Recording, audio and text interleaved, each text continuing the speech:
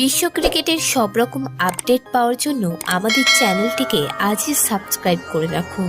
আগামী 19 সেপ্টেম্বর থেকে শুরু হবে ভারত বাংলাদেশ টেস্ট সিরিজ। সেই সিরিজে দীর্ঘ বিরতির পর ভারতীয় দলে ফিরবেন এই তারকা ব্যাটসম্যান। ঈশান কিষানের আন্তর্জাতিক ক্রিকেট নিয়ে উঠেছিল অনেক প্রশ্নচিহ্ন, তবে এবার হয়তো ফের বিসিসিআই নরম হতে পারেন ঈশানের ওপর। ফের একবার দেখা যাবে তাকে জাতীয় দলের জার্সি গায়ে। ঈশান জাতীয় নির্বাচকদের পরামর্শের পরে নিজেকে আসন্ন ঘরোয়া মরশুমের জন্য তৈরি করছেন। বুচিবাবু টুর্নামেন্টে ঝাড়খণ্ডের হয়ে তিনি খেলবেন, দালীপ ট্রফিতেও তিনি খেলতে পারেন। তারপরেই তাকে সুযোগ দেবে বিসিসিআই।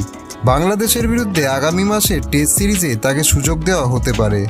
লাল বলের ক্রিকেট দিয়েই ফের ইন্টারন্যাশনাল ক্রিকেটে ফিরতে চলেছেন ঈশান কিষান।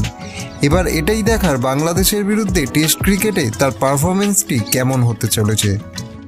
ভিডিওটি ভালো লেগে থাকলে বাংলার ক্রিকেট চ্যানেলটিকে অবশ্যই সাবস্ক্রাইব করে দিন।